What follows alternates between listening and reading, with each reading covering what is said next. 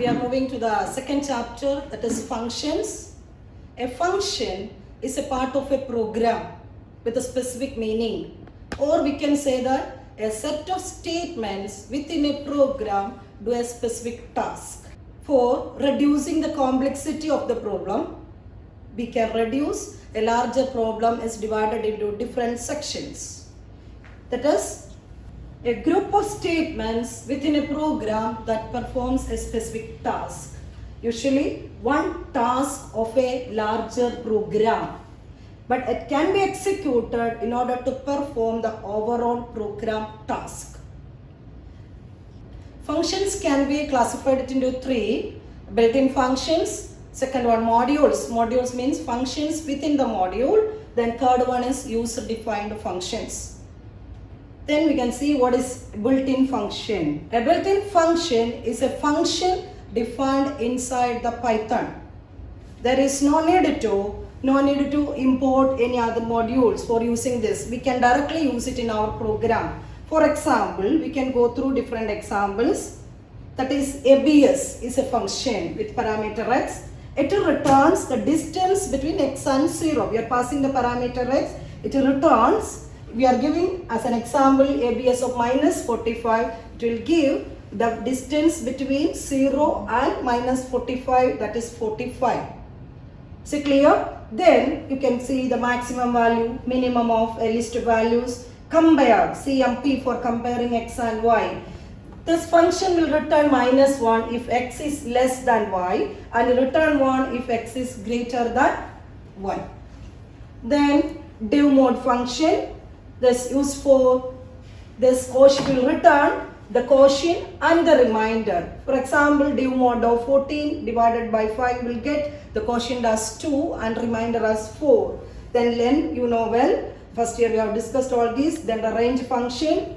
Then another important one, that is called a round function with the two parameters x and n. Square bracket means the second parameter is optional. First, x is a number and n is how many digits up to which you want to round with x. Clear? Then that is, if you are giving 80.23456, the 2 as a value of n, it will be rounded as 80.23. Then apart from these, all these functions, we have bool function, chr, float, int, long, str, etc. Then we are moving to the second type of function, that is called a module, or we can say that functions within the module. A module means a collection of related files and statements. If we want to use a function in a module in your program, you will have to import that module into the corresponding programs. There are two ways for importing modules into our programs. First one is called the import method and second is the from. We can explain each one with the help of examples. Import method. The general form is import. It's a keyword. Module name 1, comma. If you want to use more than one module in a particular program, you can use comma, separated by commas. For example, math is a predefined library or a module in the Python. That is, we use, if you want to work with this math, you will have to use import math. And working with the functions inside the math library, you will have to use math.sqrt is a function defined inside the math library. This is called a dot notation, math.sqrt of 25. Then you will get the output as 5. See clear? Then from statement. Second one is called a from statement. It is used to get a specific functions, or if you want to use a particular function from a given module, not all the functions. For example, from the module name. For example, from math library, import sqrt only, not all the functions. So in this case, the sqrt only available in our program, not other functions.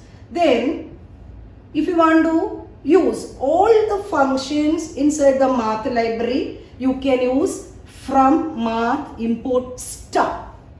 Instead of this, you can give star. Star means all functions are available in our program.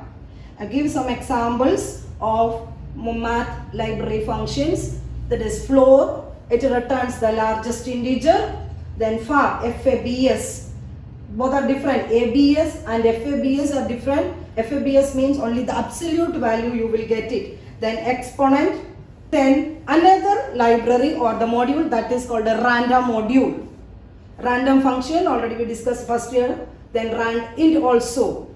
Then the one more that is called a uniform of a comma b. Two values you will have to pass or the parameters. It returns the floating point number including, that means less than or equal to a, but it is greater than or equal to a, less than b. Is it clear? Then if you are giving us an example, random of 5 comma 10, it will produce a number between 5 and 10.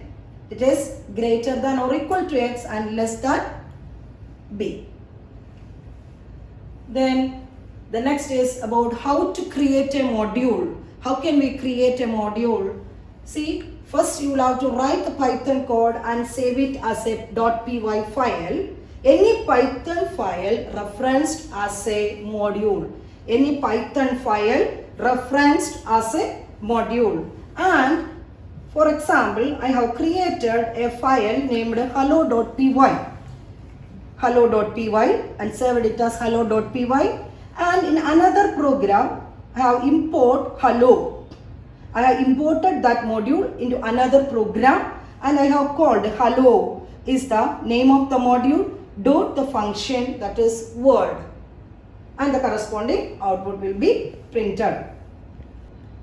The third one, user defined functions, are the functions are defined by the programmer. That is, we can define our own functions.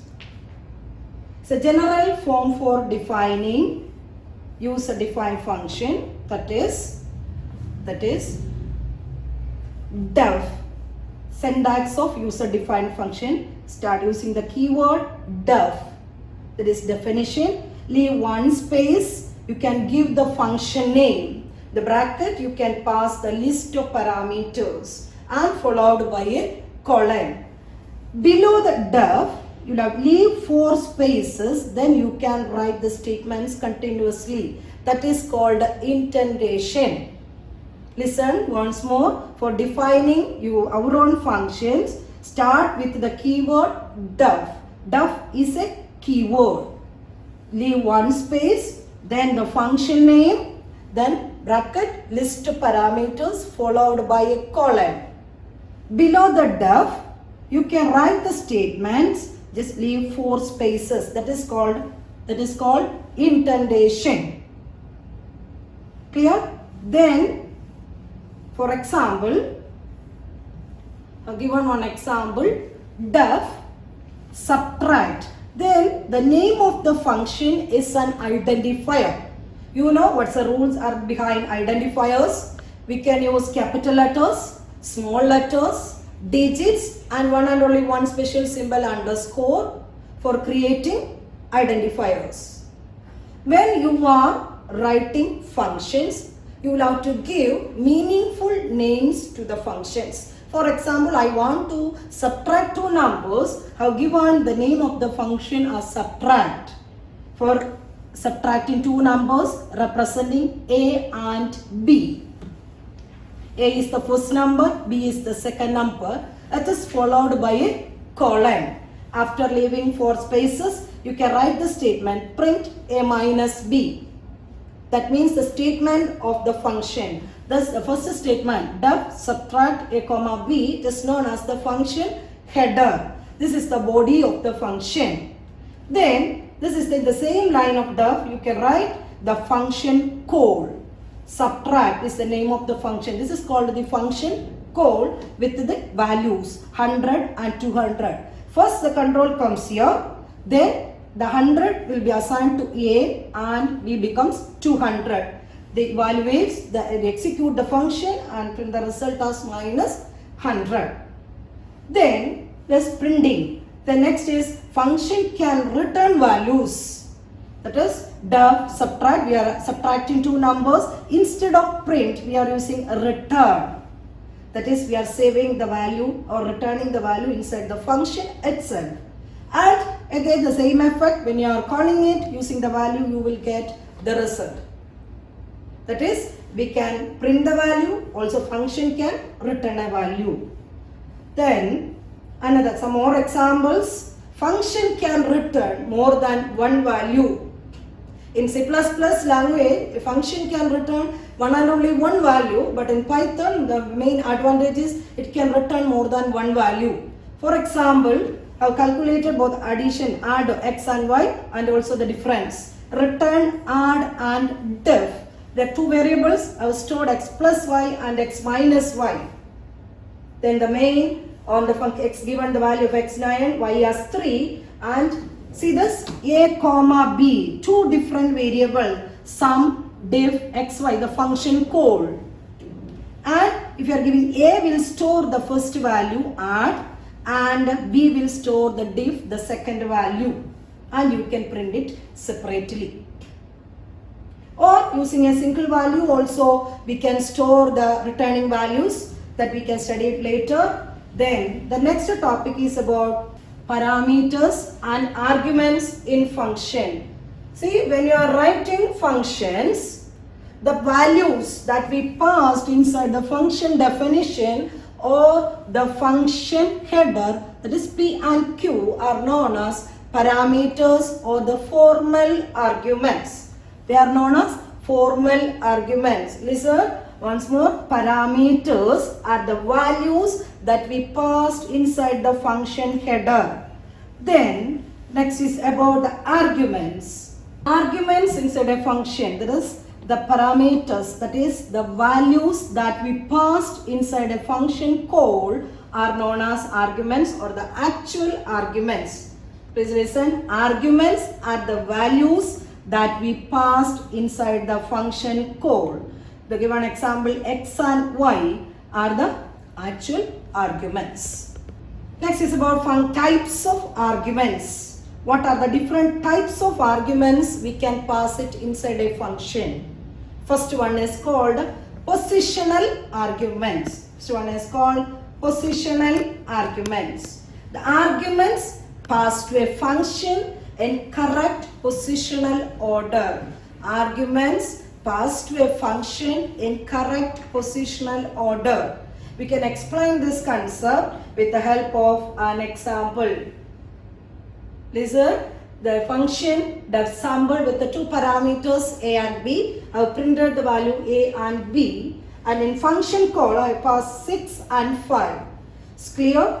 6 will be assigned to a, or a takes the value 6 and b takes the value 5. See the position, and if you are printing it, you will get a as 6 and b as 5.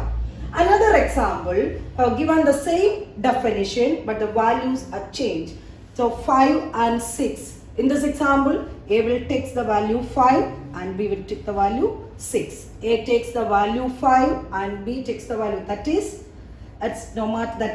the position of the arguments. And another example, we have used P and Q as the formal parameter and A and B as the actual parameter.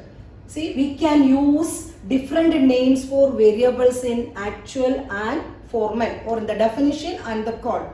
Clear? That is, we have used A and B are the actual arguments and P and Q are the formal parameters.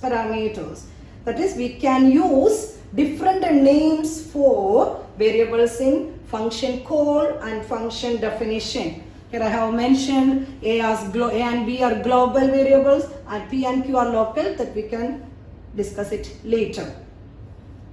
That is, only the positional matters, not the names. Only the positional matters, not the names. That is about positional arguments. That is order, that means positional order of the element. The next type of argument is called keyword arguments. Keyword arguments means we are giving importance to the names or the parameters, not the position. For example, I have given two variables P and Q. Two variables, and num1 assigned to P and num2 assigned to Q. Then if you are printing, the value of num1 will be assigned to P and num2 will be assigned to, you will get the corresponding output. Then here I have given P as num2 and Q as num1. We have changed the value. Num1 to Q and num2 to P. And all that also will, the corresponding output you will get it. Then one more example.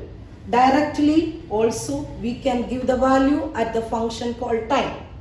See, fun of P and Q, then calling fun Q as 50, P as 100. No positional order, pass P and Q, but here we call, we have given Q as first and P as the second one. That is, we are not giving importance to the order, we are giving importance to the names of the variables. Also, we can give same name in the function call and the function definition. That is about keyword arguments. Then the third only the names matters, not the position. Then third one is about the default arguments. Default arguments means we can give direct or default values at the time of function definition itself. Please listen, we can give different values or we can give direct values to the parameters or the variables at the time of function definition itself. For example, I have given a name and age, given their default value to age as 18. Age as, given direct value age as 18 and call print name age, and when you are calling sample of Ramu only, that's Ramu will be assigned to name. Then the second value, that is default value, will be used. Is it clear? That is, we can assign default values to the parameters. The function call I have passed only one value, that will be assigned to the first variable. Then the default values are assigned to the variable inside the function header only. Then another example. See, display A comma B as 50, A and B we have printed. This is under function called display of 10 comma 20. I have to pass two values. That is, the first value 10 will be assigned to A and the second B will be 20. At that time it will hide the default value, work with the actual value. And the second call I have passed only one parameter, that one value, that is 10, that will be assigned to A. And the second B will become the default value. That is, we can pass the default value and its corresponding output. Then another example. Then another one. We have given default values for both the parameters, A as 100 and B as 50. First function call works with 10 and 20. First call works with 10, A for 10 and B will get 20. The second one, A is 10, B is 50. The third call, there is no values. There is no actual argument. So the definition will be executed using the default values 100 and 50 and its corresponding output. It's a program to calculate the simple interest using default arguments. See, I have passed three parameters, the principal amount, rate and time. With the default values are given the function body. Then first call simple interest of three values I have passed directly. So the definition will be executed using this actual argument. It hides the default values. But in the second call, you can see that I have passed 10,000 and 5. The 10,000 will be assigned to P and R becomes 5. T takes the default value. Then third case, given not any actual arguments we have passed. So the definition will be executed using the default values. Corresponding outputs also given. Then one more important rule associated with that is the function with the default argument. See this example. The case of P, there is no default value. R, I have given a default value as 10, and T, there is no default value. But here you will get an error. A non-default argument follows the default argument. A non-default argument follows a default. That means the important rule is, in the case of default arguments, only the right side arguments can be. That means if you want to set a default value for P, you will have to default all its right side arguments too. Clear? That is, if you want to set R as 10, you will have to default T also. Otherwise, you will get a non-default argument. T is a non-default argument, follows a default argument R. It's an error. Okay, that is, it's evaluation from right to left. That is, default arguments, values are assigning from right to left. T is not having a default value, so cannot provide default values for R and P. Then the next one, that is the fourth one, that is variable length arguments. So we have discussed the first one, positional arguments, second keyword arguments, then default arguments. The next one is variable length arguments. We can pass variable number of elements to a function. We can pass variable number of elements to a function. They are called variable length. It is started using inside the function. You can write using star, that is asterisk symbol. For example, def fun star n. Star n means any number of arguments including 0. We can pass any number of arguments. For example, def sample of star n. That means variable length. Any number of elements we can pass. Print n, and the function called, it is 0 length without any actual argument. Corresponding, it will be printed as none will be printed, then sample of 10. So 10 will be printed, and listen as type as a tuple. In variable length arguments, the contents or the arguments or the data are stored in the form of a tuple. Data are of type tuple, and I have passed one parameter, the 2 arguments, 3 arguments. We can pass any number of arguments inside the function called, if you are using variable length argument. If you want to write a variable length argument function call, you will have to use star n. Asterisk symbol represents the variable length arguments. Then another example is I have given the type 2. See, sample of star n, print it, and its type also. If you are printing its type, you will get, first it is 0 length, then second one 10 only, so it is stored as a tuple. Here also another 10 and 20, when you are giving, it's also a tuple, like that. Then program to find the sum of n natural numbers using variable length arguments.